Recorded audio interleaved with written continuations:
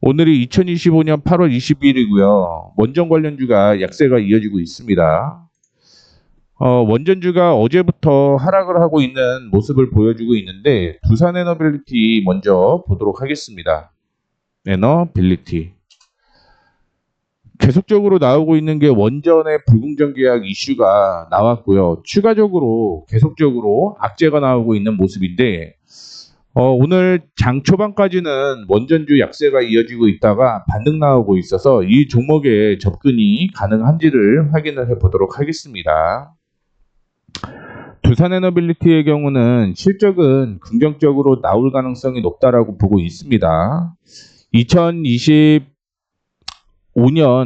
연간 실적으로 보게 되면 2021년을 뛰어넘으면 안 되죠, 원래는. 근데 2025년에 실적이 꽤 많이 올라갔다라고 보시면 될 것 같고요. 내년 실적은 무조건 2021년의 실적을 뛰어넘어야 되는데 두산에너빌리티는 그동안 저평가 영역에 있었다라고 보시면 될 것 같습니다. 그래서 원전 키우겠다라는 이슈가 나오게 되면서 주가가 턴어라운드 되기 시작을 했던 거고요.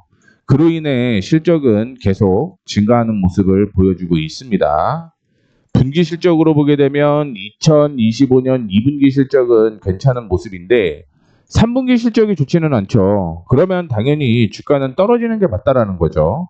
적어도 20% 정도는 주가가 떨어질 가능성이 있다라고 보고 있는데 앞으로 얼마나 더 많은 돈을 벌어들이냐가 변수라고 생각을 하시면 될 것 같고요. 그나마 4분기가 3분기 대비해서 일부 10% 정도 실적이 턴어라운드 되는 모습도 확인을 해볼 수가 있을 것 같습니다. 실적이 떨어지게 되면 주가는 떨어지는 게 당연한 거예요. 다만 중간중간에 어떤 모멘텀이 형성이 되게 되면서 추세가 바뀌는 경우도 있기는 한데 지금 19,960원부터 시작을 해서 72,000원대까지 올라가게 되면서 PBR이 지금 굉장히 높은 수준까지 올라왔다라고 보시면 될 것 같고요.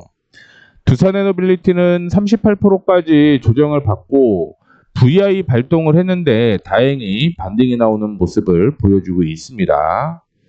이전에 상승을 했다가 지지가 나왔던 가격이 52,300원 전후였는데 순간적으로 이탈했다 올라오는 건 어쩔 수가 없어요. 어쩔 수가 없습니다. 그리고 제가 가장 이상적이라고 생각을 했던 건 46,000원대까지 조정받게 되면 이때는 들어가 볼 만하다 이렇게 저는 생각을 했는데 반등이 나오는 모습을 보여주고 있죠. 실적으로 보게 되면 지금 가격은 나쁘지는 않다라고 보고 있습니다. 2분기 실적 모멘텀으로 인해서 주가가 이만큼 상승을 했던 거니까 20% 정도는 약세가 이어져야 됐다라고 생각을 하고 있고요. 지금 두산에너빌리티는 박스권으로 이어지고 있다라고 생각을 하시면 될 것 같습니다. 즉 반등이 나온다라고 하더라도 59,000원 부근을 돌파하기는 쉽지는 않을 것이다라고 보고 있습니다. 다만 59,000원을 돌파를 하면 그때는 단기 트레이딩으로 이전의 고점 부근이었던 7만 원 부근까지는 매수 가능해요. 한 15% 정도 수익이 나도 날 가능성이 있다라는 거 참고를 해주시면 좋을 것 같습니다. 그러면 지금은 애매하다라는 거죠. 지금은 애매하다라는 거 한 번 더 언급을 해드리도록 하겠습니다. 그 다음에 한국전력을 한번 볼게요. 큰 종목 먼저 보도록 하겠습니다. 한국전력은 이전에 지지로 형성되었던 가격을 이탈을 하는 모습이 나타났습니다. 그런데 역시 반등이 나오는 모습 보여주고 있고요.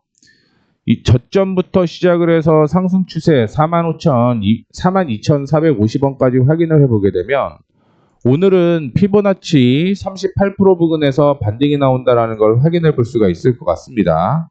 그러면 이때는 사실은 매수였던 게 맞죠. 이때는 매수였던 겁니다. 이전에 고점과 저항이 형성이 되었던 34,200원은 매수인데 사실 이거 못 잡죠. 이렇게 떨어지는데 잡을 수 있는 사람들 그렇게 많지는 않겠죠. 야수의 심장을 가져야 되는데 그렇지는 못할 것 같고요. 실적으로 보게 되면 연간 실적은 올해 작년 대비해서 2배 정도 증가를 할 것으로 보이고 있고요. 분기로 보게 되면 2분기 실적이 굉장히 안 좋았습니다.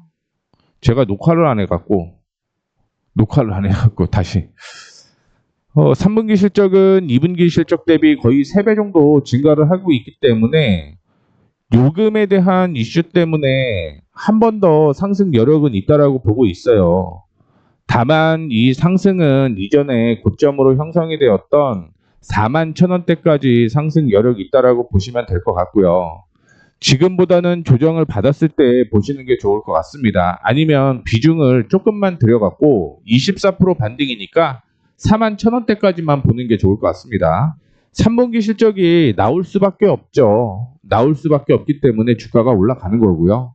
다만 4분기 실적이 떨어질 가능성이 있기 때문에 단기적으로 41,000원 목표가 잡고 대응을 하시는 게 좋겠다라는 말씀 한 번 더 해드리도록 하겠습니다. 한전 KPS 볼게요. 한전 KPS. 한전 KPS도 지금 눌렸다가 반등이 나오는 모습 보여주고 있습니다. 이전에 그냥 저점으로 38,000원 그냥 러프하게 한번 잡아보면 이 흐름인 거고요. 지금 62% 부근이죠. 62% 부근까지 올라왔는데 실적 애매할 것 같은데 하나만 더 체크를 해볼게요.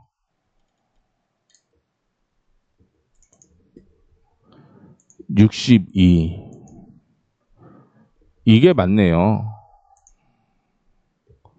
이것보다는 이게 맞다라고 보고 있습니다.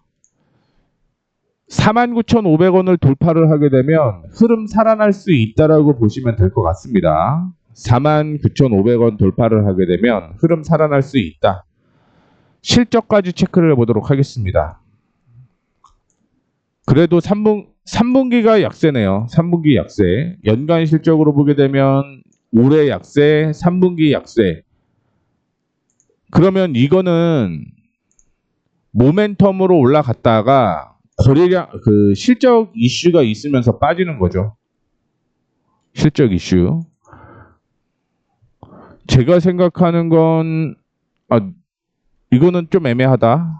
이건 좀 애매하다. 한전 KPS는 저는 매수 사인을 못 드릴 것 같습니다. 매수 사인을 못 드릴 것 같아요. 한전 기술을 볼게요. 한전기술도 오늘 약세가 이어졌다가 반등이 나오는 모습인데 이전에 저점부터 시작을 해서 추세를 한번 피보나치를 확인해 보게 되면 피보나치 50%까지는 올라오는 모습 보여주고 있고요. 이게 62% 정도였으면 아마 베팅을 좀 해볼 만하다라고 생각을 했는데 그렇지는 않네요. 그러면 지금 전략을 제시를 해드리겠습니다. 84,500원에서 85,500원 사이에서는 매수가 괜찮다라는 거 말씀을 해드리도록 하겠고요. 주가가 올라가면 95,000원이 이전에 지지와 저항에 공존을 했던 가격이기 때문에 94,000원까지는 올라올 가능성이 있다는 거 참고를 해주시면 좋을 것 같습니다. 이거는 나쁘지는 않아요. 나쁘지는 않습니다. 한전기술은 괜찮은데요? 자, 그 다음에 건설주 몇 개 볼게요. 건설주. 현대건설 먼저 보겠습니다. 건설주는 전체적으로 저는 좋다라고 생각을 하지는 않습니다. 그런데 추세적인 흐름은 여전히 있고요. 31,500원부터 시작을 해서 50%까지 올라오는 모습 보여주고 있고요. 62%까지 조정받았으면 더 좋았을 뻔했는데 그거는 안 됐습니다. 하나 더 확인해 보게 되면 저점부터 시작을 해서 상승하는 추세 이렇게 나온 거죠. 하나 더 그려볼게요. 여기서 이건 아니네요. 현대건설 대신 손절가가 굉장히 커질 거예요. 손절가 7% 잡아야 됩니다. 손절가 7%. 그러면 이럴 때가 있죠. 아니 30%가 이탈을 한 다음에 매수를 하라고 했는데 그러면 언제 매수하는 게 좋겠습니까? 라는 질문을 하실 분들이 계실 겁니다. 그런 분들을 위해서 말씀을 해드리자면 제가 언급을 해드렸던 종목들은 올라온 다음에 이렇게 반등이 나왔을 때 매수를 하는 거예요. 이렇게 반등이 나왔다라고 얘기를 하는 건 뭐냐면 피보나치 저점이 지지선이 돼야 된다는 얘기예요. 그러면 그 이탈하게 되면 우리는 자를 수가 있죠. 소폭 높은 가격에 산다라고 하더라도 이탈가가 확실하게 정해져 있기 때문에 매수가 가능합니다. 근데 이거를 그냥 뛰어 올라간다라고 매수했다가는 일시적으로 뛰어 올라가는 걸 수도 있어요. 그래서 이때는 두 가지를 얘기를 해드리도록 하겠습니다. 안착시 매수가 좋을 것 같고요. 두 번째는 반등 나오면서 오를 때 거래량이에요. 오를 때 거래량이 동반되는지. 참고로 이럴 수도 있죠. 매도할 사람들이 다 매도했어요. 그래서 하락할 때 거래량이 빵 터졌습니다. 거래량이 터졌어요. 그리고 중간에 호가가 비어갖고 올라가는 경우는 이거는 기술적 반등이라고 보시면 됩니다. 기술적 반등일 가능성이 있어요. 그러면 현대건설을 확인해 보게 되면 10분봉 확인해 봤을 때 거래량이 터지면서 내려온 거죠. 거래량이 터지면서 내려왔습니다. 그러면 더 이상은 매도할 사람이 없으면 수급이 공백이 생기게 되는 거죠. 그래서 거래량 없이 반등이 올라올 경우는 조금 더 지켜보고 안착시 매수를 할 때 확인을 해 주셔야 된다는 거 말씀해 드리도록 하겠습니다. 이 점 참고해 주시면 좋을 것 같아요. 지금은 아니에요. 그러면 언제쯤이 괜찮을 것 같냐? 오늘이 수요일, 내일 한 번 더 올라가야 되고 금요일 정도나 다음 주 월요일 정도에 아마 원전 관련주는 매수 타이밍이 나올 가능성이 높다라는 거 말씀을 해드리도록 하겠습니다. 그 다음에 GS건설을 볼게요.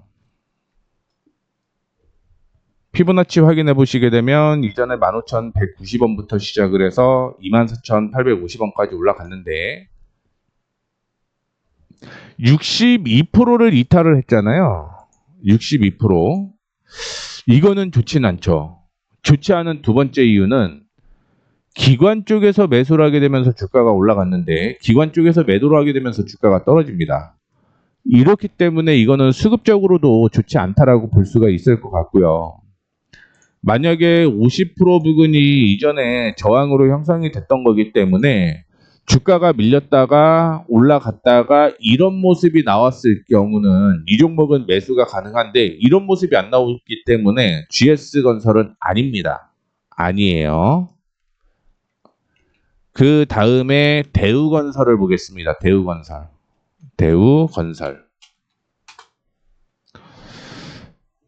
대우건설 피보나치 먼저 체크를 해드리자면 2,940원부터 시작을 해서 4,805원까지 상승을 한 거고요. 지금은 피보나치 62%에서 살아있는 거죠. 이때는 매수가 가능했다라는 거죠. 이때는. 그리고 지금 저항에 걸려있는 모습입니다. 지금은 애매한 거예요. 애매해요.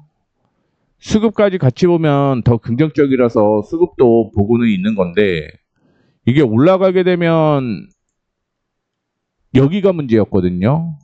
기관 쪽에서 주가를 끌어올렸어요. 그렇죠? 그리고 기관 쪽에서 매수를 했는데 고점이 낮아졌다라는 걸 볼 수가 있을 것 같습니다. 이러면 종목 조정받을 가능성이 높다라는 것도 체크를 한번 해주시면 좋을 것 같습니다.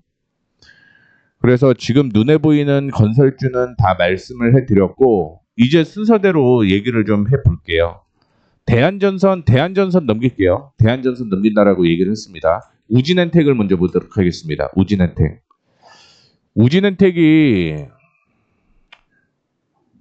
박스권으로 이어졌던 종목이었습니다. 박스권으로 이어지다가 그 다음부터 상승이 본격적으로 시작이 되었다라고 보시면 될 것 같고요. 원래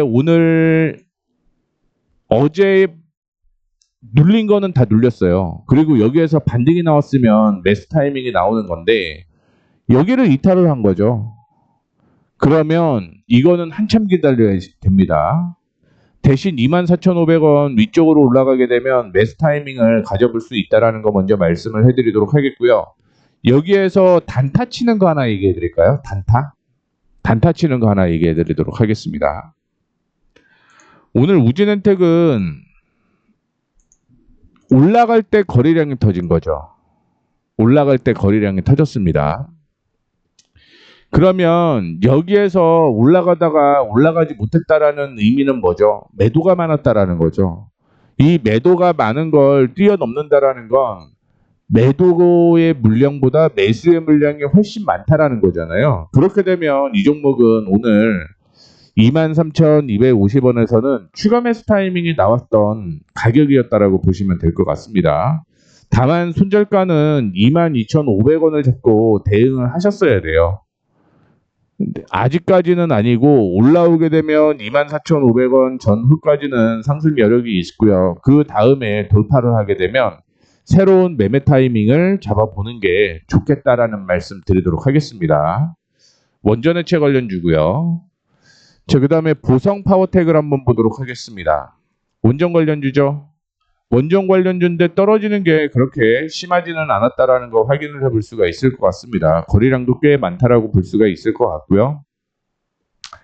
피보나치 확인을 해보시게 되면 2,100원부터 시작을 해서 이전 고점까지 체크를 해보게 되면 50% 부근에서 반등이 나왔다라는 걸 우리는 확인을 해볼 수가 있을 것 같습니다. 정확하게 뭐 50% 반등 이렇게는 안 나와요. 그래서 일반적으로 폭으로 매수를 하는 게 좋습니다. 구간으로.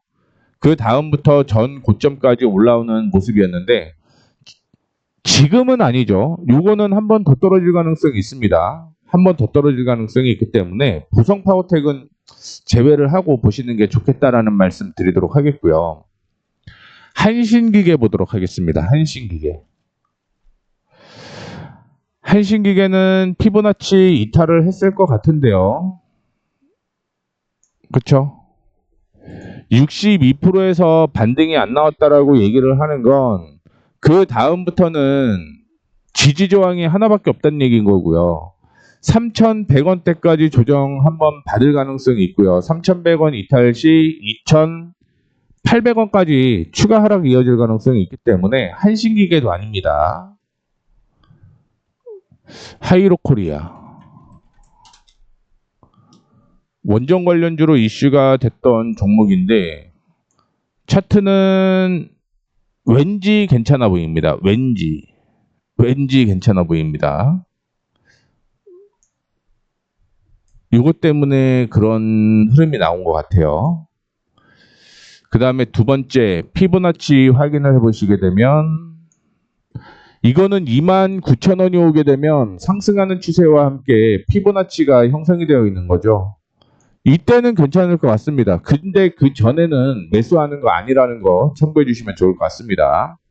29,000원이면 매수 가능합니다. 그런데 그 위로는 매수 안 하셨으면 좋겠어요.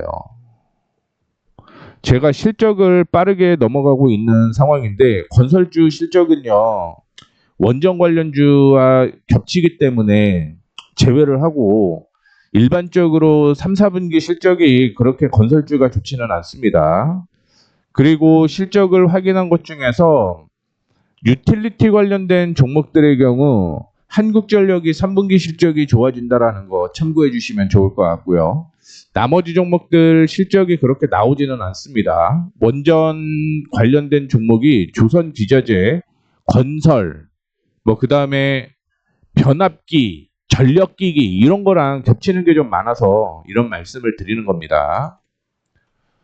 자, 그 다음에 성광밴드 볼게요. 성광밴드.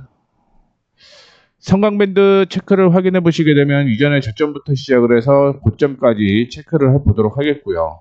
62% 부근까지 왔다가 반등 나오고 있는 모습인데 이러면 요거는 오늘 저점 부근까지 오게 되면 매수 가능합니다. 저점은 28,000원이고요. 다만 28,000원 이탈 시 주가는 하락할 가능성이 있겠죠. 그리고 상승 추세 한번 이어볼게요. 이렇게 보셔도 될 것 같아요. 그러면 이 종목은 손절가를 어떻게 잡아야 됩니까? 이 질문이 나와야 돼요. 이 질문이 나와야 됩니다. 손절가는 정해져 있어요. 3%, 4% 이렇게 그냥 잡고 대응하시면 돼요. 성광밴드는 저는 괜찮아 보입니다. 성광밴드는 괜찮아 보이네요. 그 다음에 광명전기.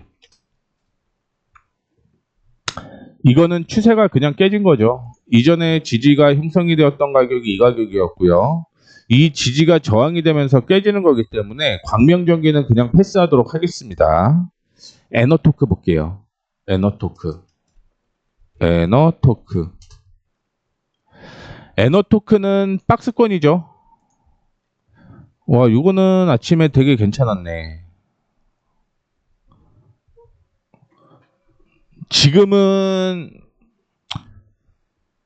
손실이 얼마? 하면 안 되겠네요. 손실이 지금 8%, 9% 가까이, 7% 정도 손실이기 때문에 요거는 넘어가도록 하겠습니다. 9,000원대까지는 박스권으로 이어질 가능성 높다라는 거 참고해 주시면 좋을 것 같고요.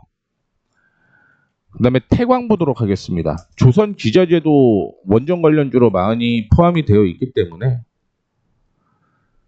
자, 태광 확인해 보시게 되면 이전에 피보나치 그려보도록 하겠습니다. 저점부터 시작을 해서 이전 고점까지 상승을 했고요. 지금 62%에서 반등 나오는 거 확인이 되죠. 62% 반등. 그러니까 피보나치가 은근히 또 잘 맞아요. 은근히 또 맞는데 중요한 건 무조건 그 선을 체크를 하는 게 아니라 위아래를 조금 더 보셔야 됩니다. 조정을 받게 되면 태광은 21,500원대까지는 조정받을 가능성이 있으니 이 사이에서 매수를 하자라고 생각을 하고 매매를 하셔야 돼요. 은근히 잘 맞기는 한데 정확한 지수가 맞지는 않는다라는 건 단점으로 생각을 하시면 될 것 같습니다. 그 다음에 우리기술. 피보나치 먼저 체크를 해보도록 하겠습니다. 거의 5월달부터 피보나치 그려보면 될 것 같고요. 50%에서 반등 나오다가 악재 때문에 꺾이는 모습인데 10분봉 확인해 보게 되면 이렇게 잡고 고점 돌파 시 매수인 거죠. 다만 손절가 3%, 손절가가 5.5%네요. 5.5%. 5.5%는 좀 부담스럽긴 하네요. 부담스럽긴 합니다. 어쨌든 지금 깨지는 종목 같은 경우 전 고점에서 반등 가능성이 있어갖고 보기는 한 건데 지금은 뭐 단기적으로 많이 올라갔고 향후 모멘텀도 원전 해체 기술에 대한 이슈는 있는데 지금 매매하기에는 손실 폭이 너무 커서 이 종목은 패스하도록 하겠습니다. 가장 좋은 종목 하나를 찾는 게 제 목표이기 때문에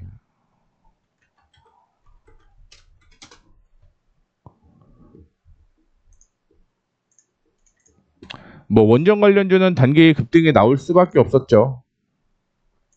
체코 이슈 때문에. 와, 거래량이 없기는 한데 이것도 50% 부근에서는 반등이 나오는 모습입니다. 피보나치 은근히 잘 맞는다라고 말씀드렸어요. 그쵸?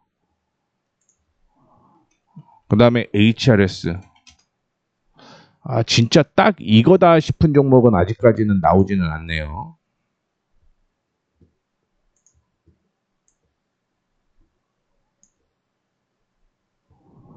이것도 넘어가야 될 것 같습니다. 5,500원까지는 올라올 것 같습니다. HRS 5,500원까지는 올라올 것 같고요. 지금 기준으로 보게 되면 5,310원 있죠? 피보나치 38% 부근 요거 이탈을 하게 되면 5,500, 5,150원까지 떨어질 가능성이 있으니까 리스크 관리는 여기에서 진행을 하셔야겠죠. 피보나치 38% 부근에 있거나 50% 부근에 있는 종목들은 손절가는 정해져 있습니다. 그것만 이탈하지 않으면 된다라는 거 말씀을 좀 해드리도록 하겠습니다. 제일테크노스. 제일테크노스는 괜찮아 보이긴 하네요. 괜찮아 보이긴 합니다. 보통 4월부터 5월이 고점일 가능성이 있고요. 6월이 고점이죠. 6월. 지금 피보나치로 보게 되면 62% 저점이기 때문에 와, 이 종목은 괜찮네. 단점이 하나가 있죠. 거래량이 전일 대비 200%가 동반이 되고 있는데 35,000주인 게 좀 안타깝긴 합니다. 차트는 되게 좋아요. 올라오게 되면 이거는 박스권 상단이었던 6,600원대까지는 상승 여력이 있다라고 보시면 될 것 같습니다. 차트는 되게 괜찮은데 거래량이 많이 없어서 덤비기가 쉽지는 않네요. 어떻게 됐든 테마로 상승을 하겠지만 테마로 밀린다라는 거죠. 그러면 우리 거래량이 너무 없으면 빠져나오기는 쉽지는 않아서 거래량이 어느 정도는 있어야 된다라는 거 참고해 주시면 좋을 것 같고요. 자, 이 종목도 빠지게 되면서 62% 부근에서 받는 가능성이 있었던 종목입니다. 지금은 조금 애매하죠. 지금은 조금 애매합니다. 태웅 볼게요.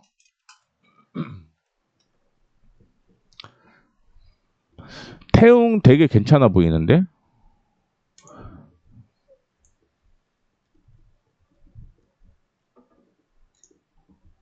38% 반등입니다. 38% 반등. 태웅은 혹시 33,500원까지 떨어지게 되면 매수해도 괜찮다라는 말씀 드리도록 하겠습니다.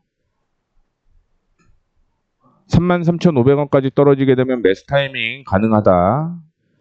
조선 기자재 쪽은 이슈는 계속 될 거예요. 자, 한양 ENG. 한양 ENG도 저는 괜찮다라고 보고 있습니다. 18,000원부터 시작을 해서 19,400원대까지 박스권으로 이어지고 있는 모습이고요.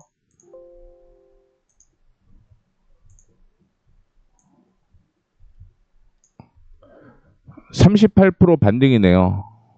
한양 ENG는 되게 괜찮았네요. 오늘 한양 ENG를 샀어야 되는데 뭐 오전에 그렇게 시장 눌리게 되면 덤빌 수가 없으니 오르비텍까지만 보도록 하겠습니다.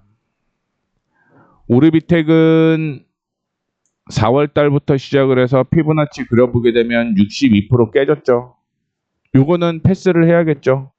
패스해야 됩니다. 이전에 저항으로 형성되었던 3,550원 돌파를 하게 되면 매매 타이밍은 한번 나올 것 같아요. 매매 타이밍 한번 나오게 되면 62%까지만 올라갔다가 깨질 가능성이 있다는 거 참고해 주시면 좋을 것 같습니다. 그러니까 여러분들이 보유하고 있는 종목들 피보나치 한번 그려보시고요. 이전에 전고점, 저점, 그 다음에 상승 추세 3개 확인해 보세요. 그러면 이 종목은 버텨야 될지 추가 매수를 해야 될지 이게 나옵니다.